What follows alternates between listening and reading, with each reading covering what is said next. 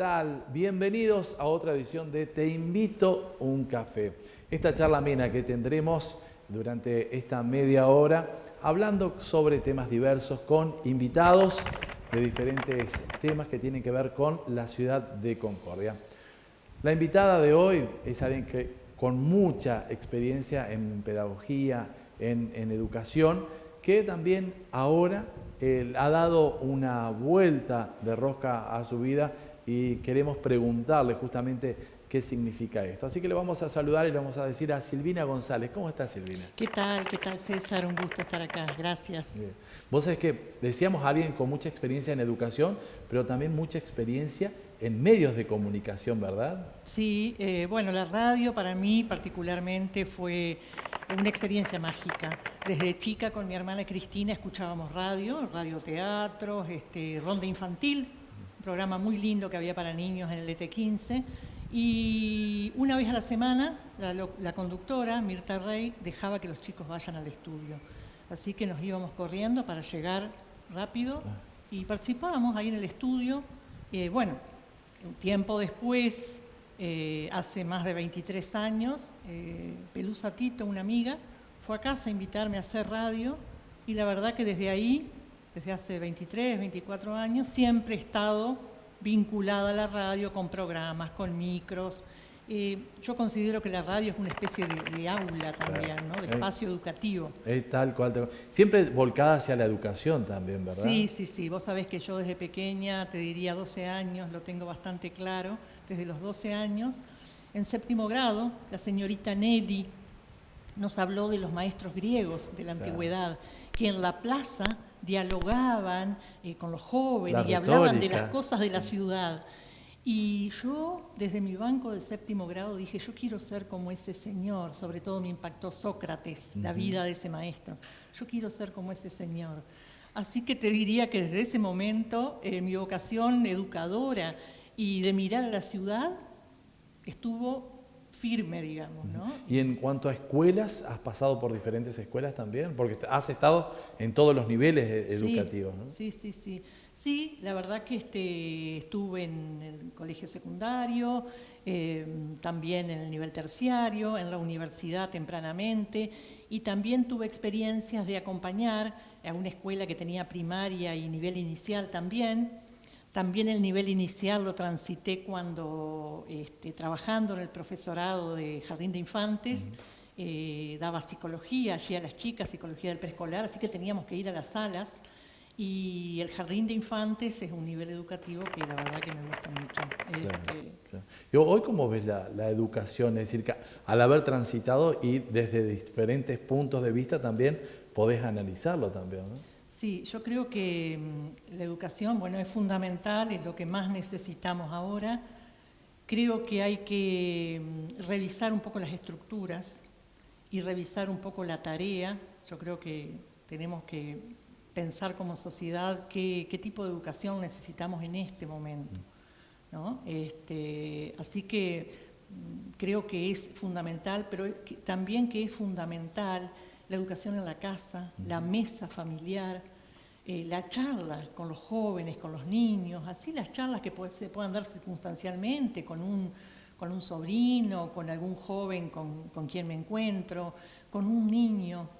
Yo creo que los niños y los jóvenes nos están, necesitando mucho, necesitan mucho de nuestra palabra. Siempre fue así, pero hoy a veces uno cree que los chicos están mirando para otro lado y en realidad yo creo que es más que nunca necesario el diálogo.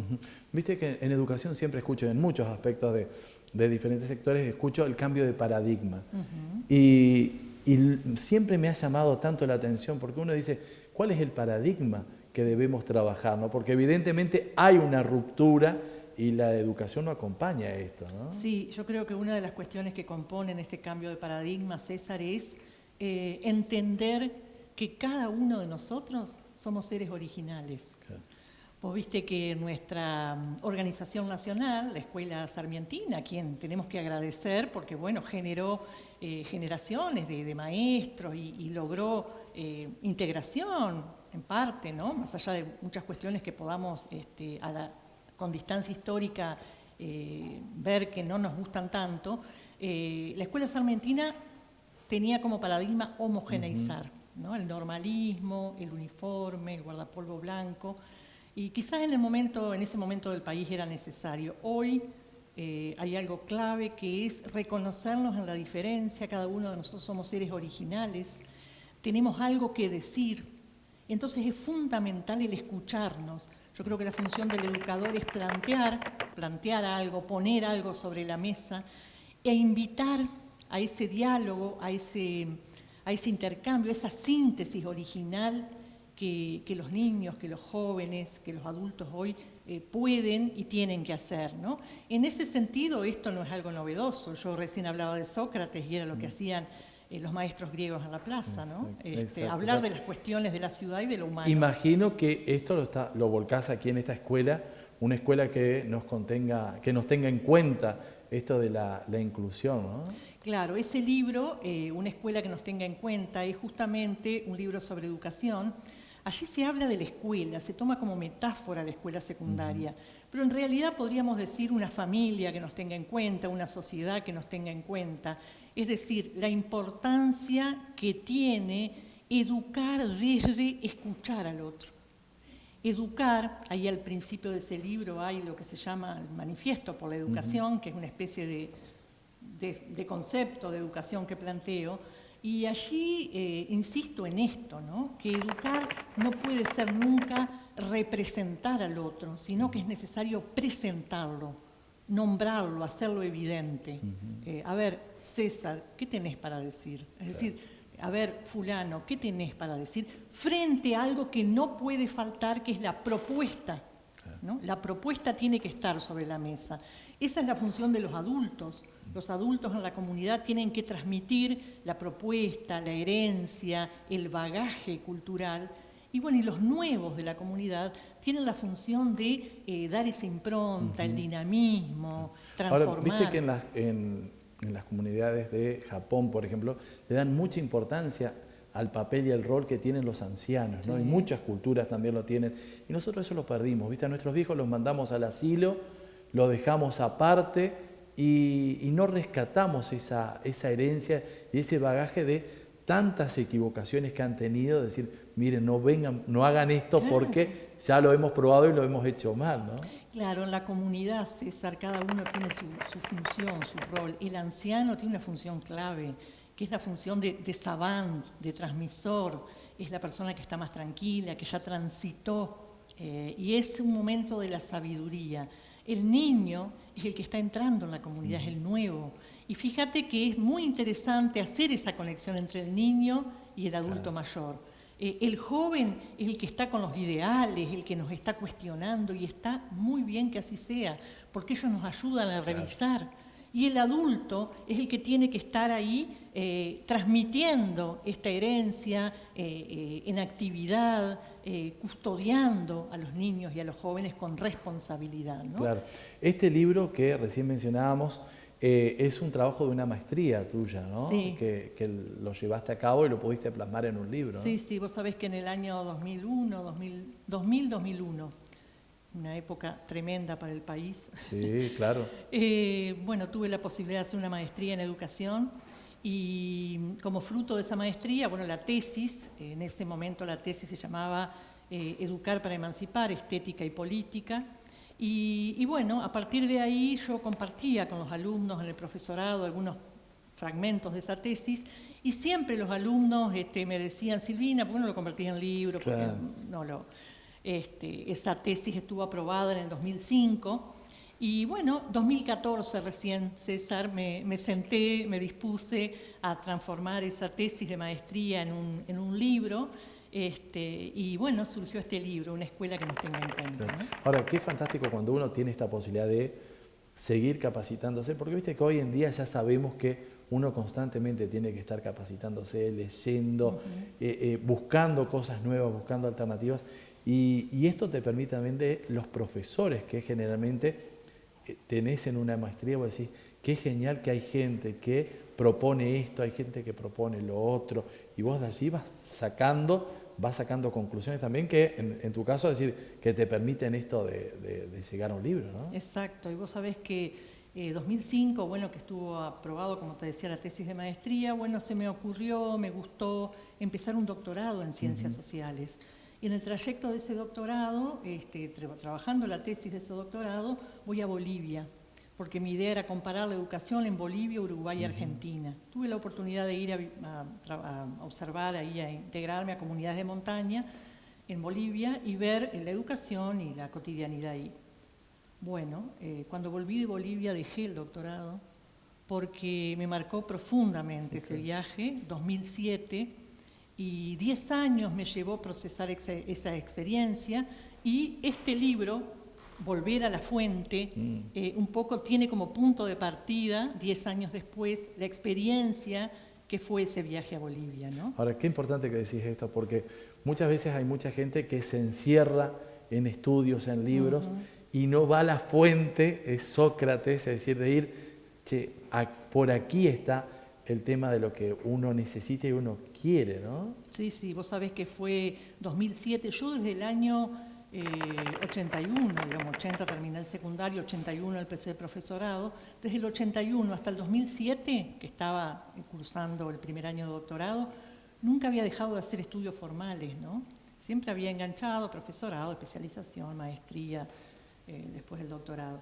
Y bueno, cuando volví de Bolivia, era fin de año justo, dije, bueno, ahora es tiempo de empezar a revisar esa formación, pasarla por el corazón, ¿no?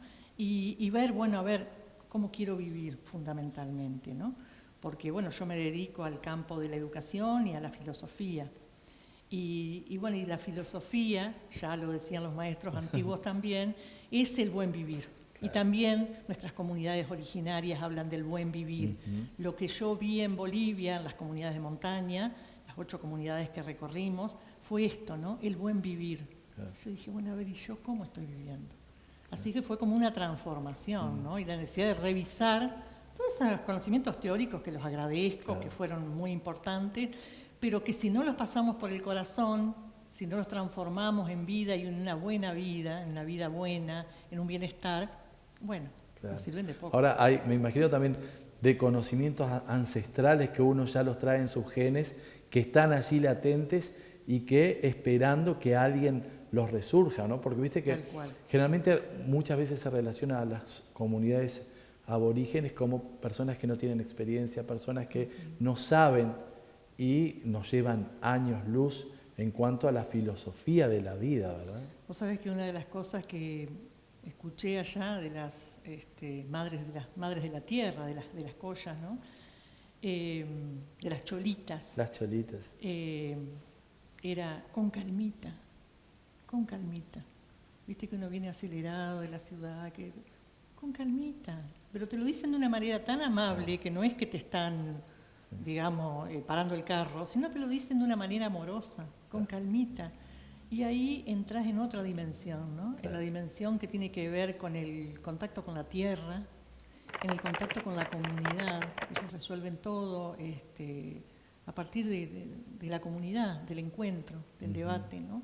Pueden estar horas intercambiando ideas, ¿no? Y yo decía, bueno, ¿cuánto tenemos nosotros que aprender de esto, ¿no? De este círculo, de este encontrarnos? Claro. Y ahora, en este encontrarte, a vos, ¿cómo fue este proceso también como profesora de filosofía, me imagino, y encontrar algo que te diga, acá hay algo superior también, hay algo que hay que prestar atención, ¿no? Porque eso está allí latente y está en cada uno abrir la puerta del corazón para descubrir eso, ¿no? Tal cual. Yo venía, desde que me recibí, buceando en lo que se llama el pensar latinoamericano. Un autor que me impactó desde muy joven fue Rodolfo Kusch. Rodolfo Kusch justamente fue un filósofo de la UBA que se fue a vivir a las comunidades andinas porque buscaba ese saber original, ¿no? Así que yo venía como en una búsqueda, pero estar ahí y estar con la gente y ver que para ellos el ser y el estar, digamos, se identifican. Uno es estando y uno está siendo, dicen ellos, ¿no? Entonces, claro que para un profesor de filosofía, por ahí un poco formado más en lo teórico, es un gran impacto. Fue un gran impacto. ¿Cómo fue encontrarte con eso? Porque me imagino que no pasó en vano tu viaje de observación en Bolivia, tu cambio de giro también personal, que después lo llevas a volcarlo en un libro, Sí. que es cuando ya lo tenés todo procesado también. Sí, sí, y otro libro intermedio a eso que es Vivir en Concordia.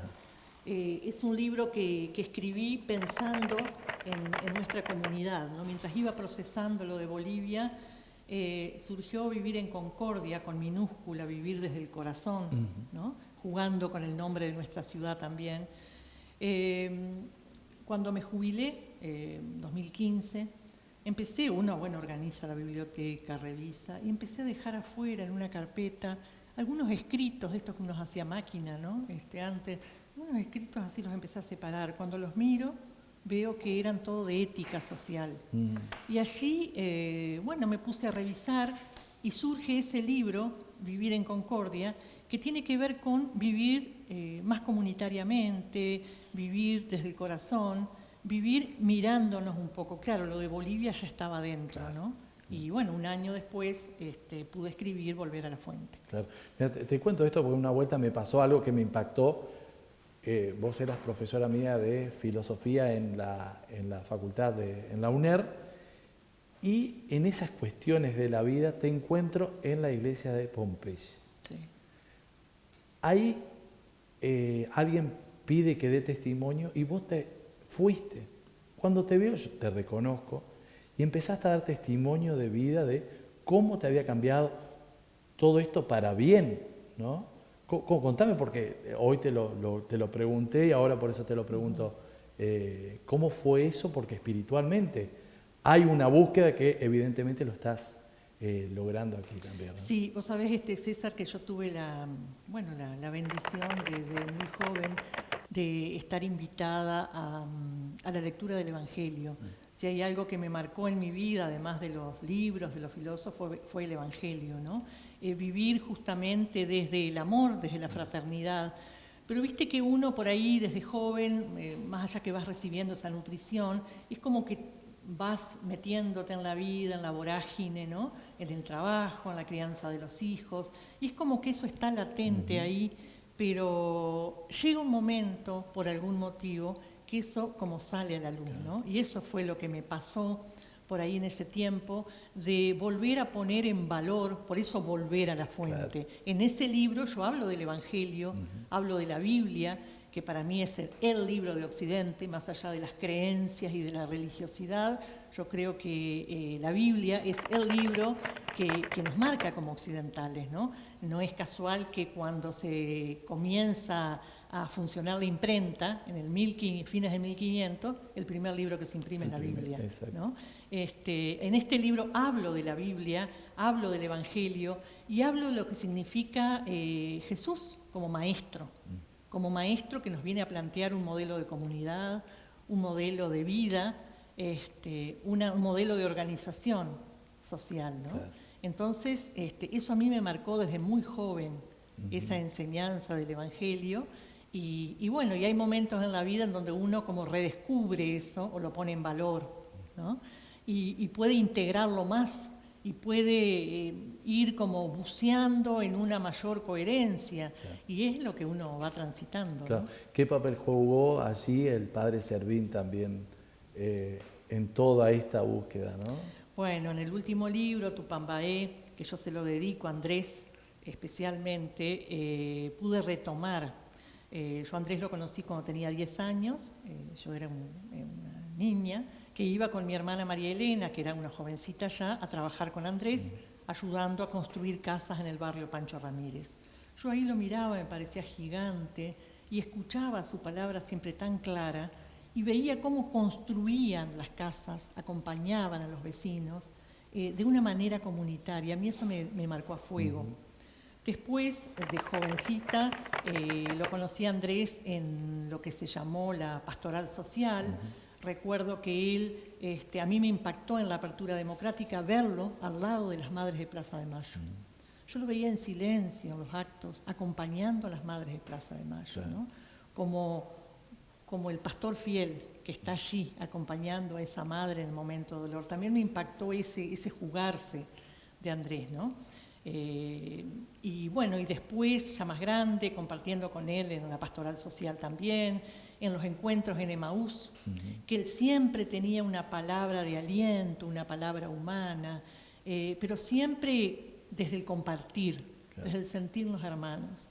La verdad que esa palabra tan firme que tenía Andrés, esa mirada sobre la ciudad que él tenía, fue un hombre que no solo dijo, sino que vivió e hizo. Exacto. Porque generó tantas instituciones que tanto bien le hacen a la ciudad. Entonces a mí me parecía como una síntesis muy, muy hermosa de alguien comprometido desde, claro, el corazón. Claro. Bueno, y eso tiene que ver con tu último libro de Tupambaé, sí, que también esto de lograr de poder, en esta sociedad de consumo en la que estamos, donde uno piensa, ¿no?, el tema del individualismo, es muy difícil correrte y pensar en forma diferente también. Sí, ¿no? Yo agradezco mucho a que dos compañeros, Jorge Rodríguez, antropólogo de nuestra ciudad, doctor en ciencias naturales, él años trabajó con nosotros en la facultad y nos fue introduciendo la cultura guaraní.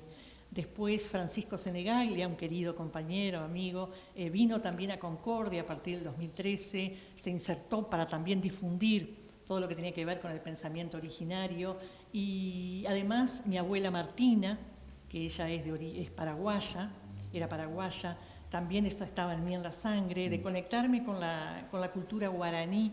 Y los guaraní, vos sabés, tenían una forma de cultivaban de dos maneras. Amambaé era el cultivo que hacían para la propia subsistencia, claro, para la familia, y Tupambaé era el cultivo que hacían para la comunidad. Exacto. Para aquellos que no podían por algún motivo trabajar, para las viudas, para los huérfanos, para los enfermos. Y Tupambaé es tierra de Dios, ¿no?, en guaraní, Tupá es Señor. Y yo decía, bueno, si es tierra de Dios, es tierra de todos. Claro. La tierra es de todos.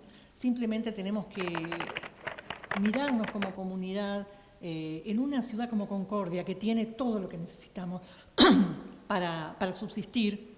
Si nos miramos, si nos ayudamos al que está caído a levantarse, si nos educamos, si nos disponemos a conversar, a hacer tecoá, como decían los guaraní, ¿no?, hacer comunidad, hacer el círculo para ver cómo queremos vivir, yo creo que en nuestra ciudad tenemos todo lo que necesitamos. Claro. Ahora, por suerte, hay gente pensando en esa misma sintonía, ¿no? Tal cual.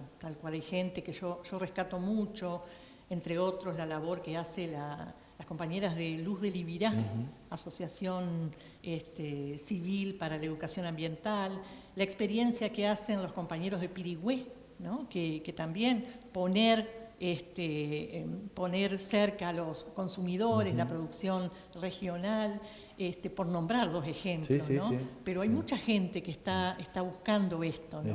Vos sabés que yo hace mucho tiempo había escuchado de ejemplos en Canadá de la red de comercio, era comercio justo era que se llamaba, porque bueno, Pirigüé es una red de comercio justo. Sí.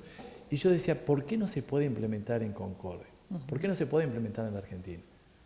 Y cuando vi que aquí se logró eso, porque te contaban casos de experiencia volcados con el tema ambiental específicamente, ¿no? Exacto. De decir, bueno, le compramos a esta gente porque tiene son comunidades chicas para exportar café, por ejemplo, que era el caso que conocía, que compraban.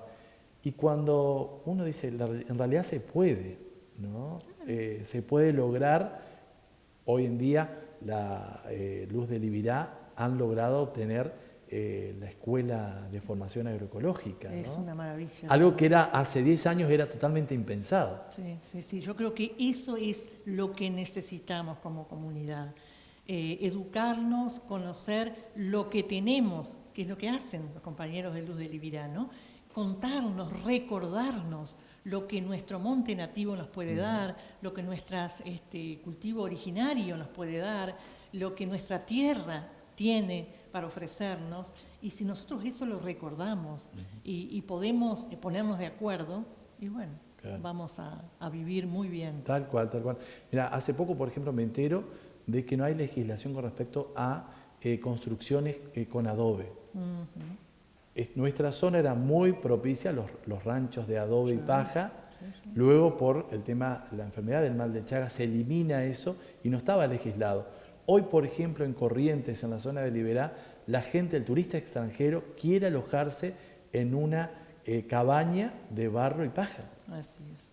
Así Es decir, quieren vivir esa experiencia donde nosotros decimos, no, eso no es bueno.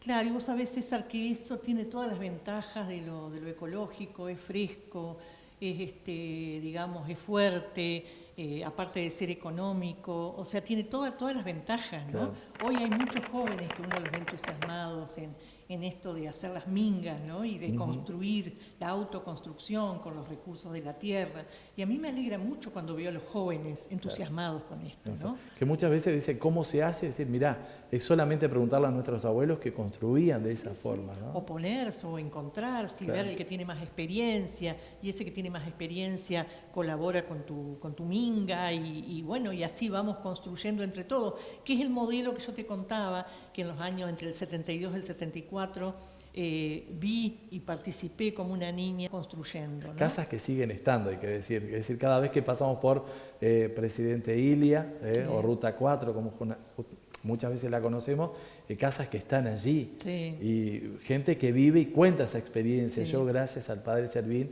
pude hacer mi casa. Sí, pero no era esperaba que me la haga, no. Iba, embarrate, hacé cemento. Entre todos. Entre ladrillos construiste vos tu propia casa. Sí, con la ayuda de los jóvenes, de estudiantes que venían. Es muy lindo. Nosotros en la facultad hicimos un trabajo de investigación en relación a eso también, ¿no? Y tomamos el testimonio de los vecinos y ellos agradecían y decían, bueno, cuando sucede la dictadura militar se interrumpió la construcción, ¿no? Y no tuvimos toda la casa, decía una de las vecinas, ¿no? Una de las vecinas. Es decir, no tuvimos todo el barrio como hubiéramos querido, ¿no? Pero bueno. Silvina, hemos llegado al final. Impresionante. Se nos va el tiempo, podemos seguir charlando porque la verdad que hay mucha experiencia vivida y que la podés contar y que también la gente te puede escuchar en la radio, ¿no? Estás en varias radios, así que no sé si querés comentarlo, que la gente te escuche. Sí, este año ahora terminamos el ciclo, un programa Ágape que venimos haciendo hace 5 años, que es un programa que lo hacemos desde el Foro Concordia, que es el nodo local de la Red Nacional Infancia Robada, a la cual pertenezco junto con un grupo de compañeros, ¿no? Y bueno, además en las redes sociales también, siempre hay algún mensaje, siempre hay algún audio, así que bueno, los invito a compartir. ¿Y qué es la forma directa de que uno recibe la información también? Y desde una página nuevita que ahora acabo de inaugurar, que se llama Vivir el Jardín, que los invito también a sumarse. Allí también vamos dejando mensajes, sugerencias de lo que podemos... con lo que podemos nutrirnos, cosas sencillas de la tierra, que las tenemos a disposición, que no son costosas y que nos ayudan a nutrirnos, ¿no? Y a estar saludables también. Bueno, muchísimas gracias. Muchísimas gracias. Le agradecemos a Silvina González. Ya contando, fuimos pasando de libro en libro para contar parte de su vida volcada hacia la educación y ahora también hacia el conocimiento ancestral también, que esto me parece importante. Gente, nos despedimos de este programa, agradecemos porque cada viernes tenemos propuestas diferentes para contarles a ustedes qué es lo que está pasando aquí en nuestra querida ciudad de Concordia. Muchísimas gracias, hasta el próximo programa.